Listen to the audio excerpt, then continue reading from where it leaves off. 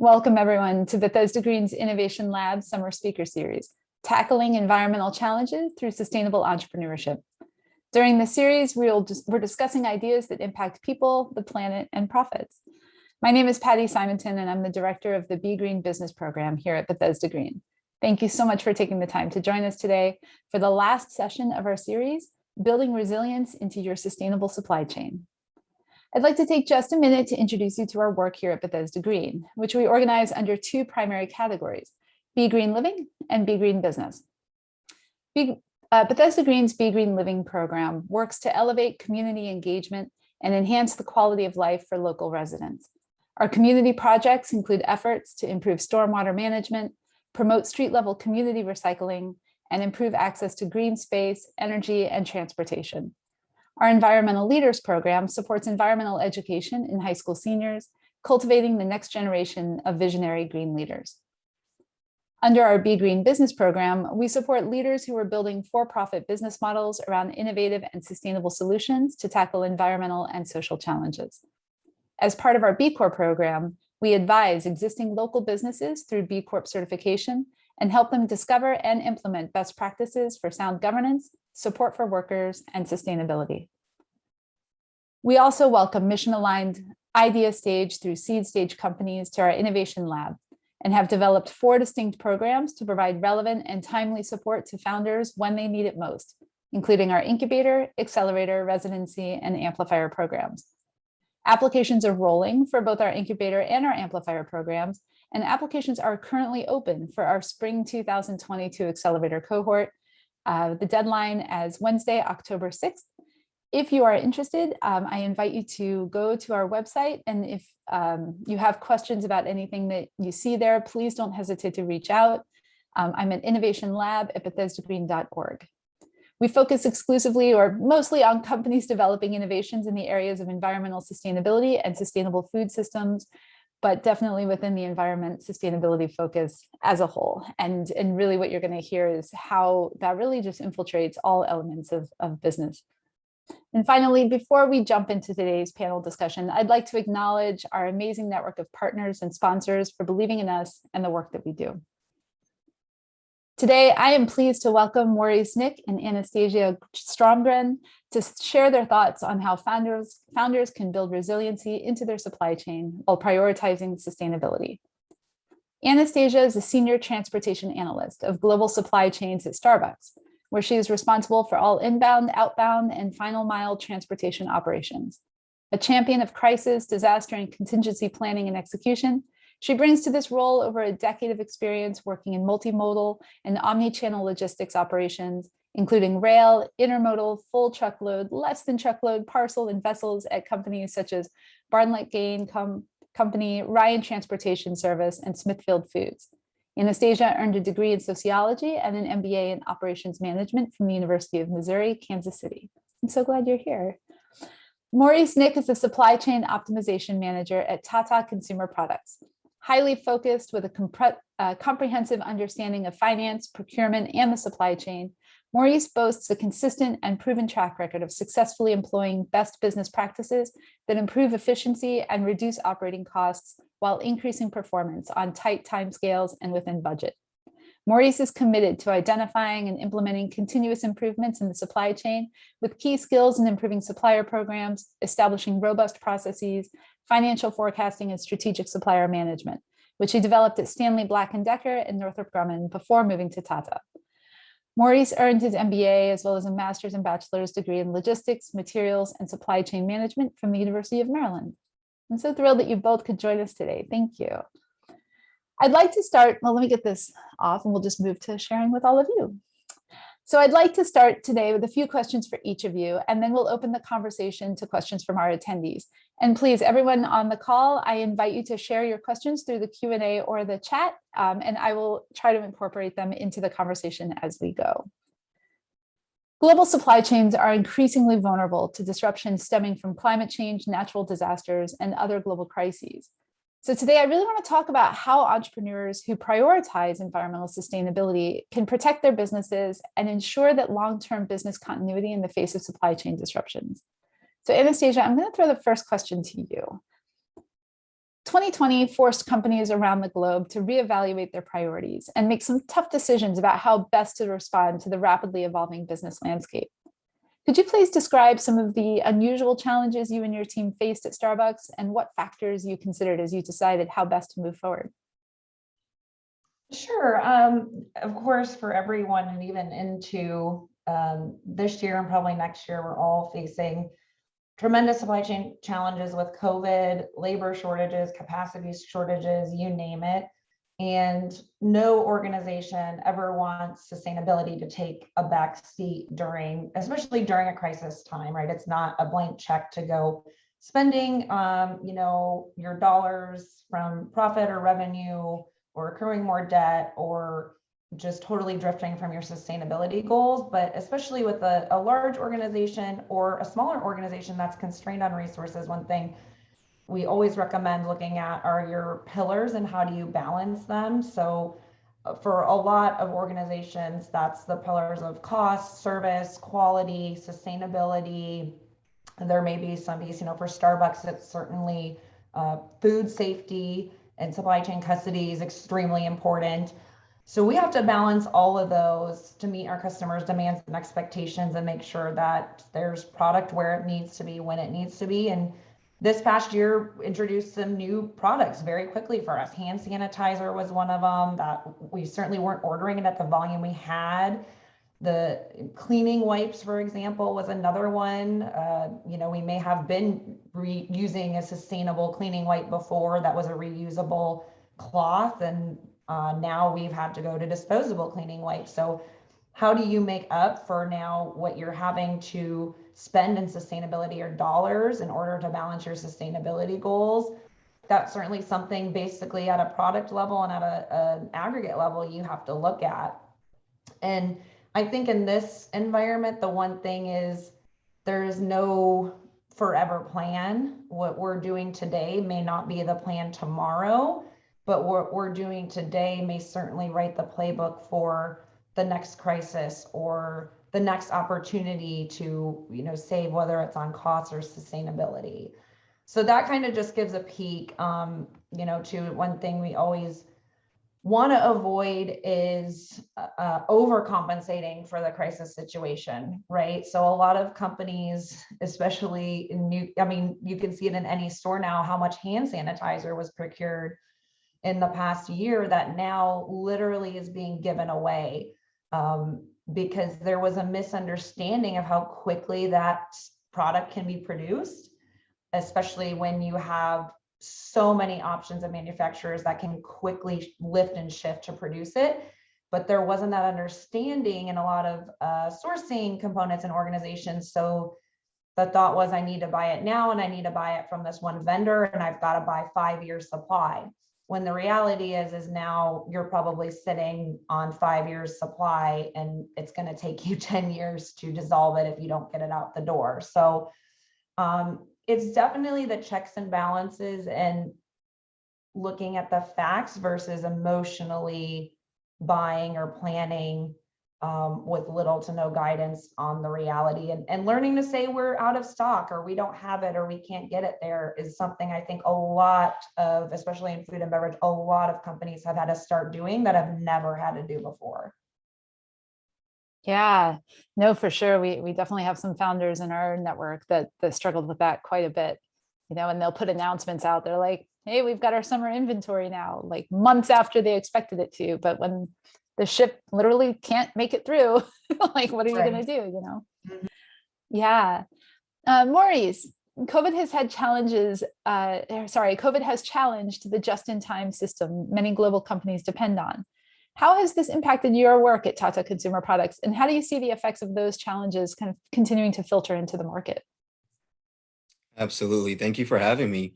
And to dive into that question, just in time was becoming quickly a question system. It served its purpose, or I feel when the market kind of shifted to just in time, we saw the benefit there. But then in recent years, there's been a lot of calls for reshoring, bringing industries back to America, a lot of political pressures, things and conversations. But two, as you saw with COVID, a lot of our PPE was manufactured and produced elsewhere, and those countries prioritized their citizens in providing those items.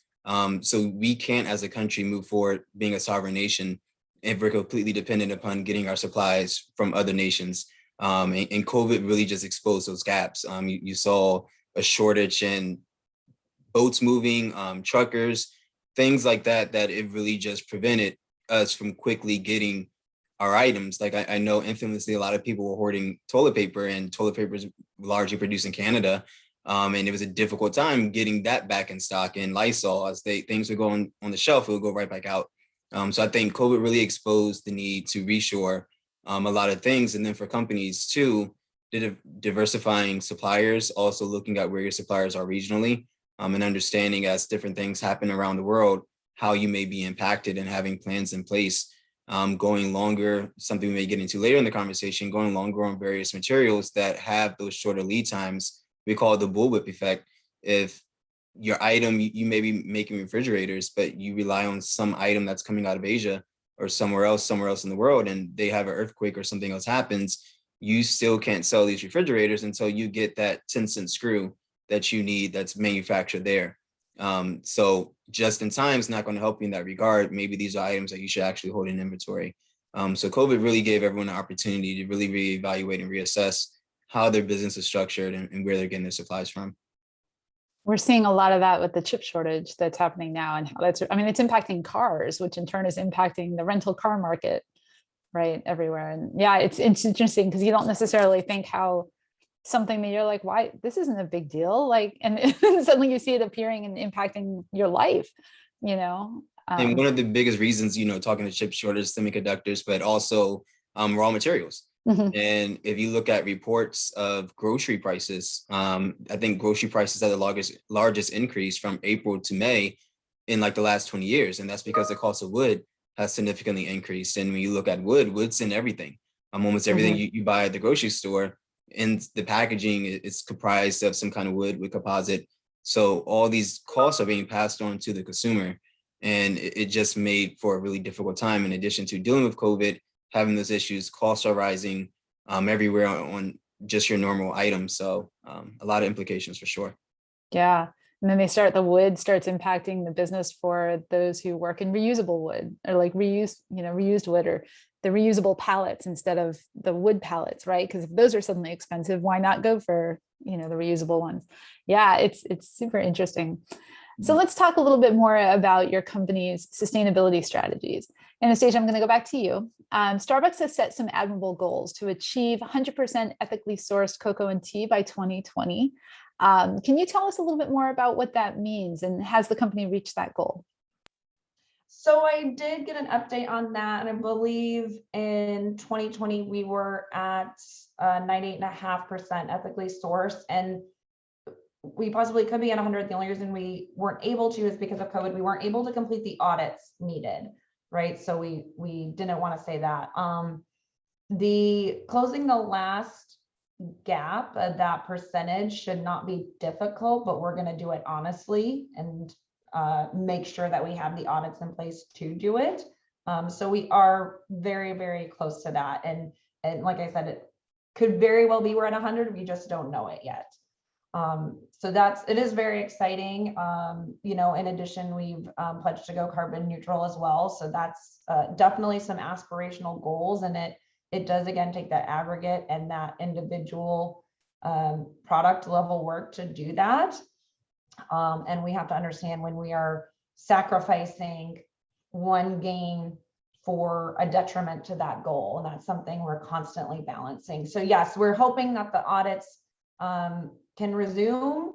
I don't know, given the current state, if that can happen. We won't report that we're ethically sourcing if we can't audit that. So unfortunately, with the pandemic, that's been an impact to us achieving that goal sooner than we'd like. Yeah, which and maybe the way of the audit leads me to this. Starbucks launched the cafe practices in 2004. These are a set of guidelines about how coffee should be sourced. Can you speak a little bit more about how ethical sourcing is validated within the Starbucks supply chain? Yeah, so it's very interesting, and it is public information. So there is additional information on our website if you're interested in learning. They actually have a sample audit. Going through my Starbucks education, one of the aspects of it that I learned was really interesting was it's not just about what you typically think about sustainability, right? Of course, we're doing how much water are they using, right? What are the water sources? What are they doing with drainage? Is there erosion issues? So very much that like green earth mindset, but also it includes things like, is there education on site if there's children on site? Are the workers given holidays? Do the workers have stable and agreeable living conditions, right? That are habitable? Are the workers, are there any children working? There are zero tolerance aspects too. Like there's any child labor, that's a zero tolerance, for example. So it is, I can't remember how many documents, the audit pages, and I'm sure each one of the buckets on the documents takes hours or days to affirm when they do a site visit. But yes, it is very comprehensive, it's very robust. And unfortunately, but fortunately, sometimes it means even if there are just one or two zero tolerance factors that that farm has on their audit, even if they can produce the volume and the cost we need and the quality we need, that's not a viable sourcing option for us. So we may have to go elsewhere and we may have to pay more or, struggle to find the quality that we need. So it is definitely easier said than done a lot of times when you put those practices into place. But I can tell you, even from a domestic supplier sourcing standpoint, it is something that we do not bend on. And we can say when we do an audit and we have the results that they've been done with integrity and accuracy. That's great. And so do you find that there's an outside certification as well that sort of comes in to sort of double check that, or does Starbucks kind of run your own on-site audits? Yeah, so we have created the program, but we do, I believe, have 2 firms that audit for us. Don't put me on record for that, but I know there's at least one. And the reason we chose to make our own program was because there was not a program that fits us. There are government programs that we're required to be a part of, and I will tell you, we're very committed to those programs. We typically go well above and beyond the requirements of the governments from my experience and take them very seriously. But in the cafe practices, it is our own model because in a lot of aspects in Starbucks, we do create things with an entrepreneurial mindset because there's just not a one size fits all program. And usually when you are looking at a one size fits all program or even a slightly customizable program, they can be very expensive and very difficult to customize. So in a lot of areas in that, we have found that it is best to develop our own model, our own technology, our own team in order to service that. Not with everything, but with our core values, yes, a lot of times we've done that. Yeah, cool. Thank you. You mentioned core values. Maurice, I'm going to throw this to you because the core values of Tata, to me, like looking through your website and doing just research, they're a key part of your company. As in theory, I guess they should be for all companies, right? So Tata Consumer Product Sustainability Strategy is based on 4 pillars: nutrition, sourcing, planet, and communities. From what I understand, they line up with the core values, which include empathy, agility, ownership, excellence, and integrity. Especially integrity, which your website defines as remaining fair, transparent, responsible, and ethical in our conduct. Everything we do must stand the test of public scrutiny. Can you expand a bit about the challenges that that your company faces or has faced as you've grown, as you try to stay true to both the sustainability strategy and your company values? Absolutely. And this answer is going to build upon a lot of what Anastasia just said. So when staying true to your corporate values, again, it's not really optional. This is who we are as a company. And this is what we expect for all of our employees and how we conduct business. And then when you're looking at being sustainable, essentially, and someone asks a question, can you define ethnically sourced, or and it's being ethical in all of your practices. So that's going to vary depending on your company and how you implement it. One thing Anastasia noted that I thought was great was normally when you think of sustainably sourced, you're just thinking of reduce, reuse, recycle. But then also too, when you look at how a lot of these other companies in other parts of the world are created, or what the culture is in these other companies or other countries, excuse me, what that culture is, it takes on another form of making sure that children on site are getting an education, making sure that the worker conditions on site are appropriate. That's one thing Toyota did, I believe, in Japan with the manufacturing conditions in the facility. They had their air conditioning units on the ground outside, and it would flood, and you aren't able to use the AC, and workers are still required to work in the heat. So they made sure that you have to put the ACs down on the roof. When you're a large industry leader, it's easy to kind of make those decisions or to force your supplier to do so. But developing that relationship with your supplier and understanding the operations, site visits are critical to really understand that. And then within your power, you make these concessions on what you need to do in order to retain me as a customer. And if you're not willing to do that, then we're going to take our business elsewhere, because these are the values of our company. We don't compromise on our values. So as far as challenges, I would say no issue necessarily staying true to ourselves and also staying true to what we're looking to do sustainability wise. I would say what we're doing sustainability wise, though, is really breaking that down into like 4 targets and how we're going to approach it. So target 1, we're defining, say, packaging, where you can go through where there's problematic or unnecessary items in the packaging. We want that reduced by this year. So we're just identifying what those items would be. But then target 2 is by 2025, we want all plastic packaging to be 100% reusable, recyclable, or able to be put in compost. And then moving on to target 3, and instead of just having plastic packaging that we can break down, we're looking for ways to get out of plastic packaging. And then target 4, again, we want plastic packaging to be down to 30% of what our items are comprised of. So that's just an example of one way we're looking to be sustainable with just packaging in that manner. Yeah. And I mean, there's so many touch points on that, and I kind of going back to what you said, at the beginning about site visits and kind of the need to really be selective in who you work with. I mean, that's a challenge that a lot of young, early stage founders are going to struggle with, right? Like they're sourcing from where, like they may be able to kind of say, yeah, we can source and maybe it's, fully compostable and maybe pay a little bit more for that. But they sort of have to make that choice very early on, right? And that will be something that they commit to. There is the risk, though, that if it puts them at a price point beyond what they can afford, if they don't, what's that phrase? If there's no margin, there's no mission. It doesn't matter, how great your supply chain is. If you're not actually in business, you're not making an impact.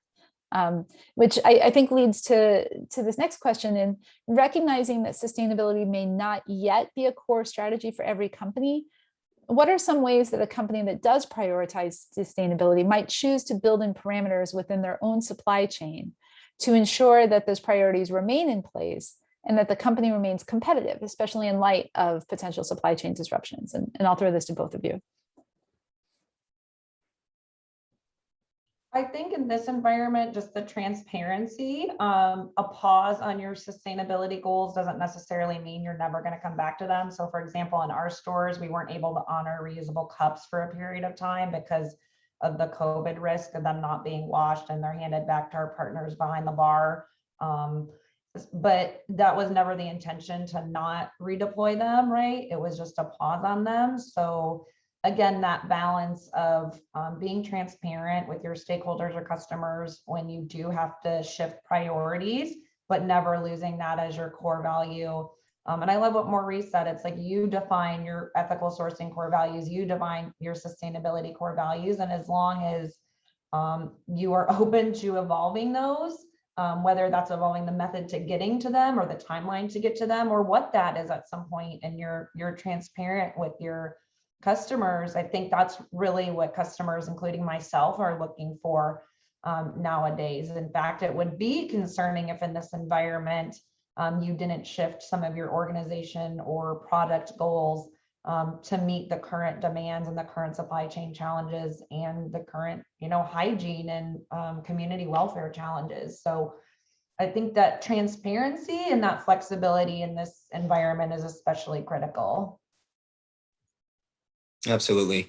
And some things I just know companies have done. When you look over in Silicon Valley, companies like Apple and Google, they provide transportation for employees to actually come into the office. Instead of everyone driving to the office, there are various points throughout the city where one could lock their bike, They get on a low efficiency bus, and that brings them to the campus. So with COVID, people aren't wanting to, gather, get close together. So an option that's even better than a low efficiency bus is allowing people to work from home.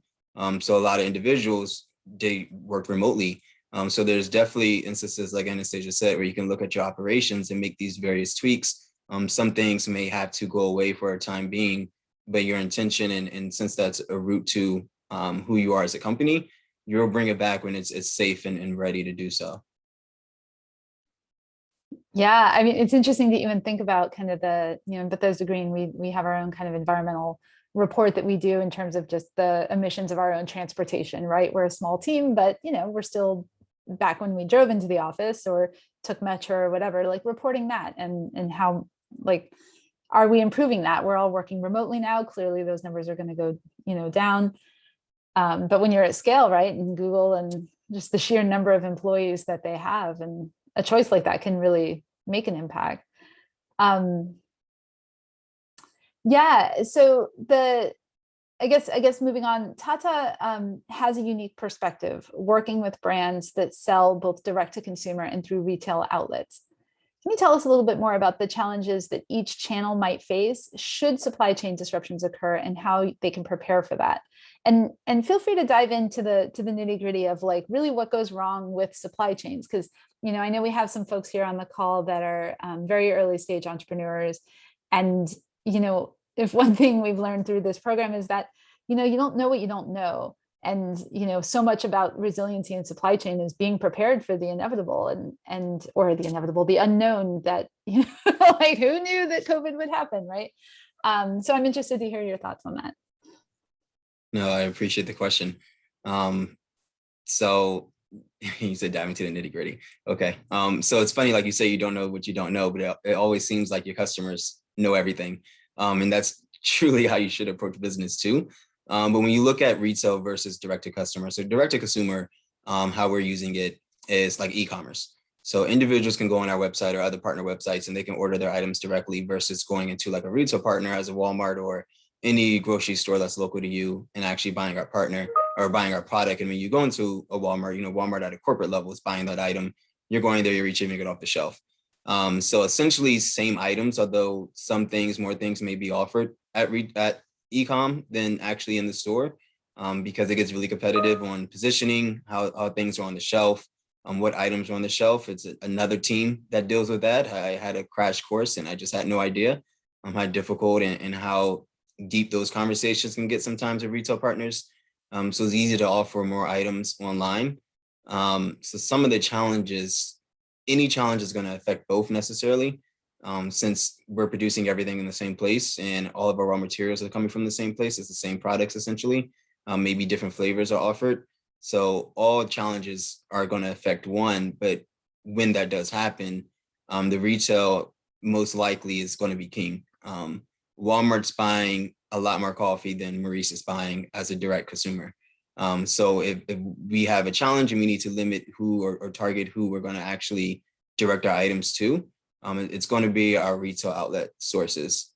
So that's just to answer the question directly. If there's challenges, how are you going to prioritize? It's going to be that way. Yeah. And, even for the early stage, right? Because, the more established CPG, you guys have the relationships with the distributors and access to those retail outlets are more of a thing. And, some of these early stage companies, they're focusing on e-commerce because they can kind of control it a little bit better. And they don't necessarily have to pay the fees associated with the distributors. And yeah, the big box stores are not really nice. So well, it adds up, for sure. And control of it, right? I mean, they go into the store and if it's out or if it's, there's only a few cans way in the back, right? And all the labels are facing backwards because it's just been shifted around, right? Then you don't it's tough to kind of just monitor that on a daily basis with all of that.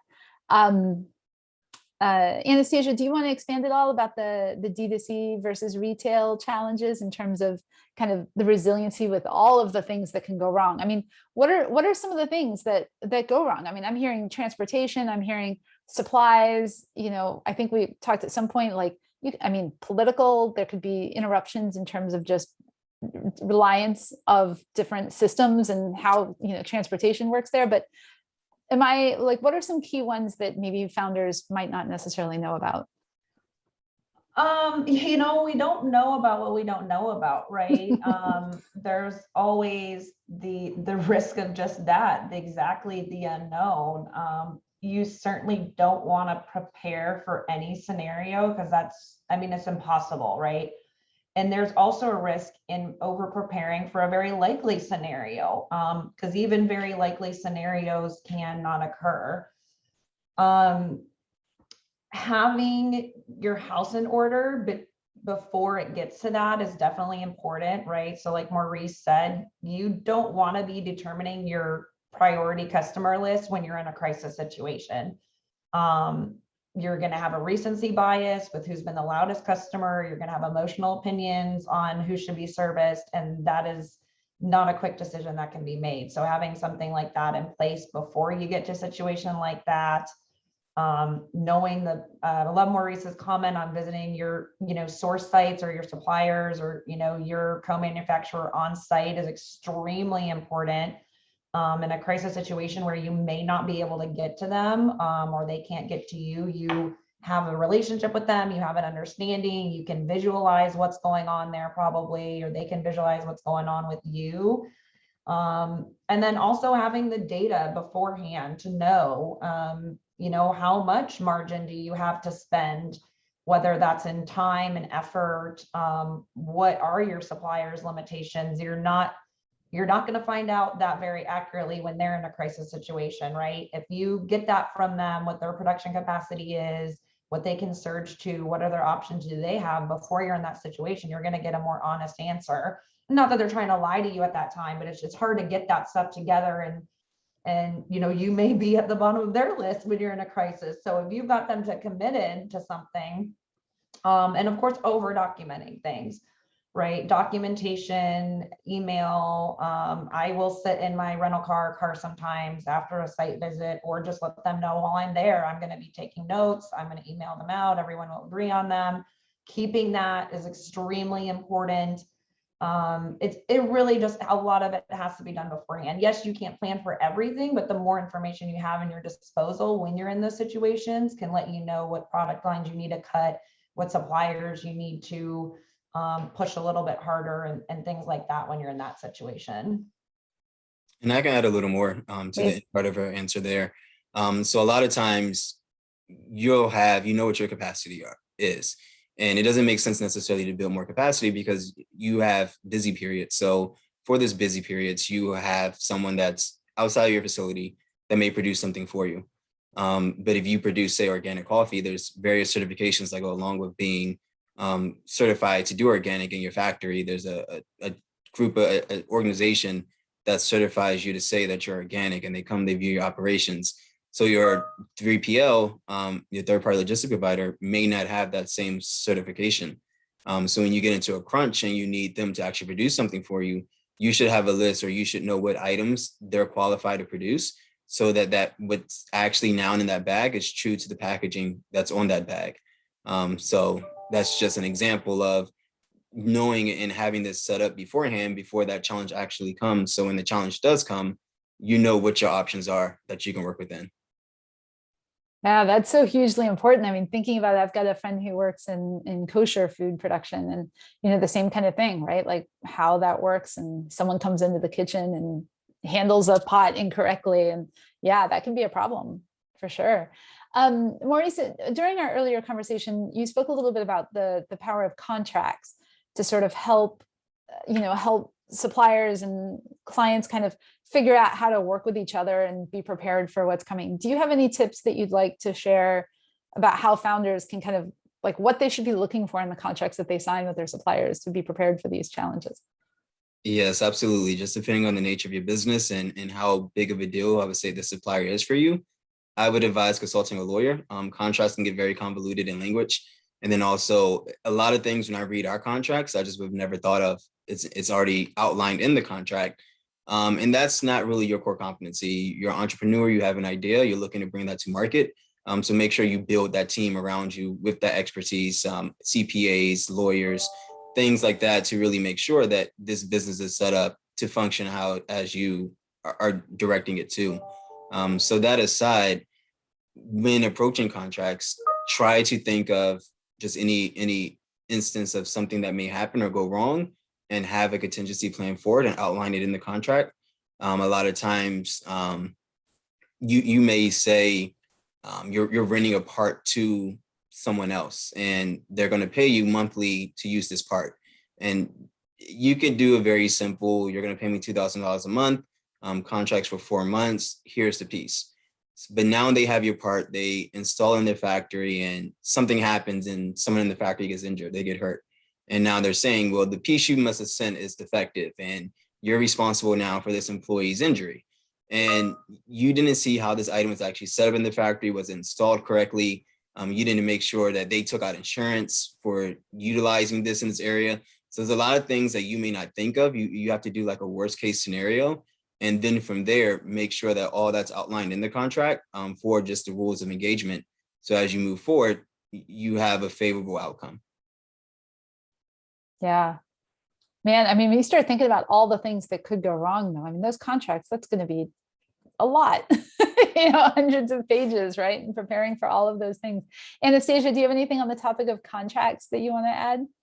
No, I think that's absolutely great advice. Yeah, get the experts. I just do that for my personal life. I don't trust myself doing my personal taxes, so I do have a CPA that does them. And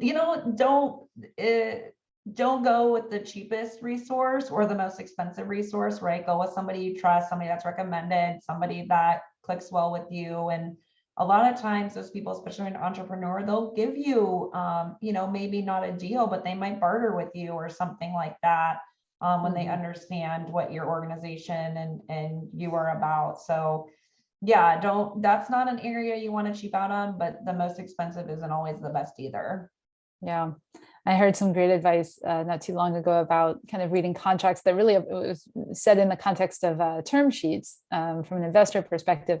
Understand every word in the contract. Make sure that you completely have a grasp of how that word is being defined and being used and being enforced and all of it. And if there's any questions at all, to take that time to figure it out, because if it goes wrong, which is what contracts are there for, and you don't have it right, you're gonna know. it will come back to bite you. Maurice, you also mentioned about kind of the challenge of going deep with suppliers versus the diversification of that. And at the time we talked about the pros and cons of both. And I found that really interesting. And I thought it would be useful for you to share those thoughts with some of our founders here today.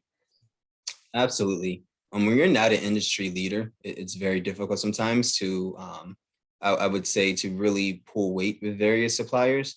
And especially when you spread yourself super thin, because a lot of times what suppliers are going to do is look at, you're requesting these various things. How much of my business does this individual, this company make up? It's not even 1%, it's not 2%. Then we can easily part ways. And that's just easier for us as a supplier. We can give this capacity to someone who's already 40% of our business and just have more capacity available for them.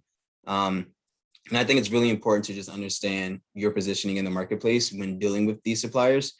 So in your supplier meetings, as you're having these conversations, sometimes they may not actually answer you directly, but ask some questions that can kind of help you understand where you fall in line of what they have on their plate and how they're going to prioritize you. And I find that normally going deeper with a supplier, having a larger stake at the supplier is what I mean by that, is more beneficial than spreading yourself really thin. Of course, you can, in some ways, open yourself up to, if a supplier can't perform and now they're producing 30%, 40% of what you need, you may be in a big problem. But at the same time, suppliers require you to provide a forecast of what you're going to buy. So you're already forecasting. So if you have 10 suppliers, you're already showing them what you need individually. So if another supplier falls through, or a few suppliers fall through, your other suppliers may not also be readily available just to ramp up capacity to meet that need. So there's a risk you face either way. But really understanding your company and how you want to operate, I just find more favorable for smaller organizations to go deeper with the suppliers than spreading themselves too thin. And it's less management. You just talking to 1 or 2 suppliers versus you needing to talk to 5 or 6 people. So it presents many benefits on all fronts. Yeah. And perhaps an additional benefit can be sort of how they manage payment too, right? Because cash flow is such a huge challenge for early stage companies. And if you're given those extra 30 days, 60 days to kind of cover any invoices, that can definitely help with a window there. We have a question from one of our attendees. Do you work with suppliers on codes of conduct, including sustainability issues? Yes, at Starbucks we do. I would say, to be transparent, we prioritize food safety, cargo security over sustainability if we have a compliance issue, because that, I mean, affects our customers. But we also do scorecard them on sustainability, and all of our governance is actually publicly posted. So anybody can see it. You don't have to be a supplier, but does make it really nice when we do have a supplier compliance issue that it's not like they even have to have a special login to see it. It's posted on our worldwide website. So you know, just send them the link and the page and they can see what they're out of compliance with. And it's also good for prospective suppliers to see what they're getting into, right? And I don't know of really any exceptions of suppliers that are allowed to deviate from it. Some may have a couple addendums to their contract specifically, but in general, those are minimum standards. So yes, we do, and they are not secret by any means. And I don't know whether publicly traded or not, an organization, it is something that I believe an organization should be completely transparent with. Yeah, I appreciate that. And of course, everyone wants to be a supplier to Starbucks, to be able to kind of have that. For those on the call, and I'll post a link to the page, but we an earlier speaker series session, you know, really talked about kind of how companies at all stages of the value chain can have an impact in terms of how sustainability is applied, and those values are applied to everyone up and down the chain. That you can choose to work with a particular company, or you can choose to sell to a particular company. And if you enforce your own values as a founder, that can have ripple effects, you know, up and down. That can be really important. Maurice, do you want to kind of build on that as well? Do you work with suppliers on codes of context or codes of conduct, including sustainability issues? Yeah, absolutely. In our contracts with these various suppliers, we have it outlined how they need to perform. And we'll do our own audit assessments to make sure they're meeting those goals. I would say for us, it's maybe not as critical as it is at Starbucks, considering we're producing most of what we sell in our own facilities. So we're directly controlling and managing how things how operations are going. Great. And just for folks on the call, I have one more question for our panelists. So I do invite you to share your questions here in the chat. I'm throwing this to both of you then. I am interested to hear what excites you about supply chain management, and what do you wish all founders knew about? Oh, there's so much that excites me. That's hard to answer, but I'll go with the what did I wish you knew about. I guess to go back to what excites me, just helping people. I mean, right, in whatever part you are as a founder, supply chain, you're helping people, and that's the important part of it. Your product or your service isn't necessarily going to be what people remember years or decades down the road. It's going to be their interaction with your product or service, or you, and how they felt after it, right? What I wish they knew about it, and I was just telling someone this today, and I always go back to this. I really thought when I was getting into supply chain that I was going to be a decision maker in a lot of areas. And now I found out there's very few decisions I actually make, especially individually. I'm always making a decision as part of a team with advisors, with your, you know, whether that's your personal organizational board of directors.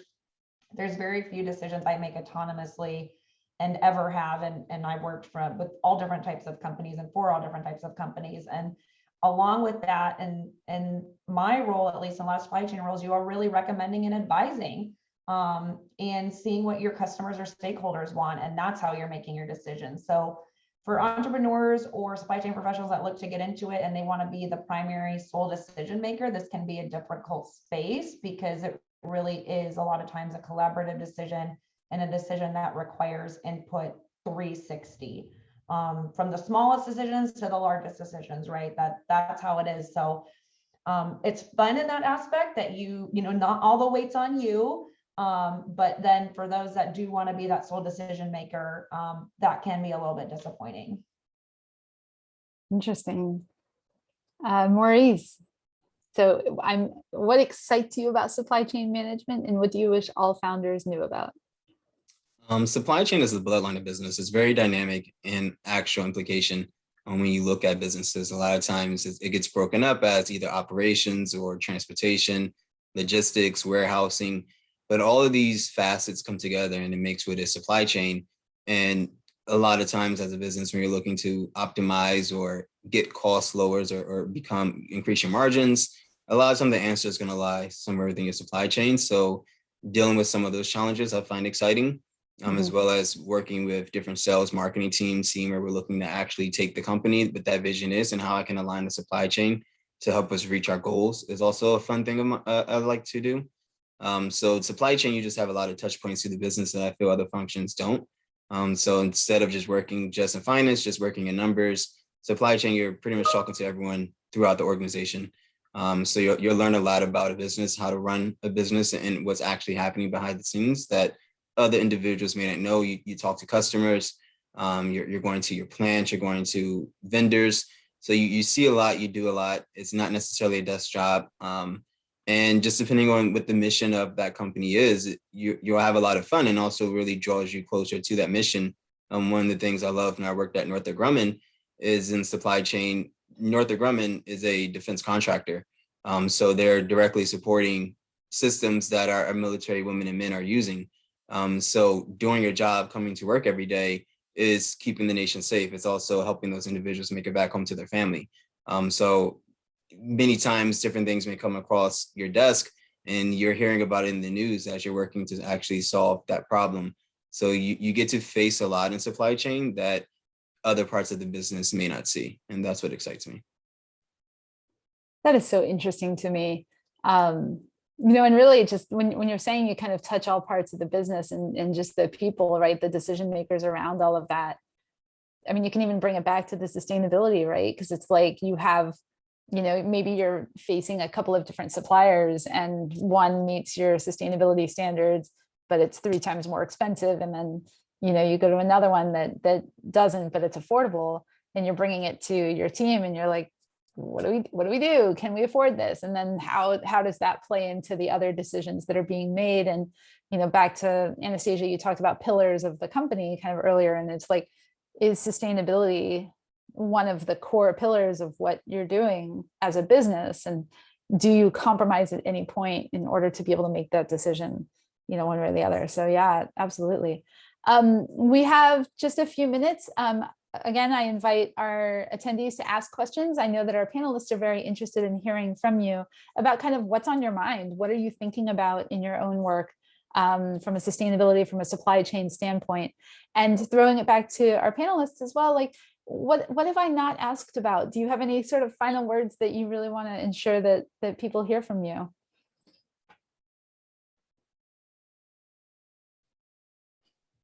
I would say just don't give up. I know that sounds really kind of lame and repetitive, but you will have a season where you feel like giving up. It might be a day, it might be a month, but talking to those board of directors you've put in place, whether that's formally or informally, and I strongly suggest you have that picked out before you get to that and seeking their advice and input. And you will likely come out of it. I've been in that several times in my career. And if you don't hit that, there's almost something wrong, right? Like it just means that you've been going, and you haven't stopped to look back and see what you've achieved or where you're headed. So when you get in that season, yeah, you can reach out to me. I'm sure Maurice would say the same thing. Reach out to a confidant and really try to reflect at that time to give you that stamina to get out of that valley. Awesome. Maurice, anything that you wish I had asked about or final thoughts you want to share? I think your questions are really comprehensive. Thank you for putting those together. Just building off a little what Anastasia was saying, I think entrepreneurs, founders are some of the smartest, most resourceful individuals that God created. So, you know, they routinely figure out how to get things done, how to get it done faster, cheaper, quicker than much larger organizations that I've been fortunate to work with or work for. So definitely just when you find that you may not have whatever that competency is that you need, reaching out to your network and really building that network around you to get to whatever may be the favorable solution. And I always say, every company I worked in, there's many challenges. Somehow, in spite of us, we continue to make money. And that's the point Anastasia was saying, like it all works out at the end of the day, as long as you keep working. And like I said, no entrepreneur needs me to encourage them to do that, because I feel entrepreneurs definitely work harder than most individuals on any given day. Yeah. Yep. I definitely love working with founders, man. Their motivation, their drive is just, you can't compare it. Well, it looks like we don't have any additional questions coming in, so I will give you all back your 2 minutes here. And thank you very much for joining us today. This was a really interesting conversation. Everyone, I have posted the link for where the video summaries will be posted, sorry, the video recordings, and then the summaries from our past sessions will be there. And of course, this one will come up in the next few days as well. As a reminder, again, our applications are open for our accelerator. The deadline to submit is October 6th, but I'm reviewing them on a rolling basis, so don't wait till the last minute. And if you have any questions, you can contact me at innovationlab@bethesdagreen.org. Anastasia, Maurice, thank you. Have a wonderful afternoon, everyone. I'm so glad you were able to join us. Thank you. I really appreciate the offer, Patty. Thank you. Thank you.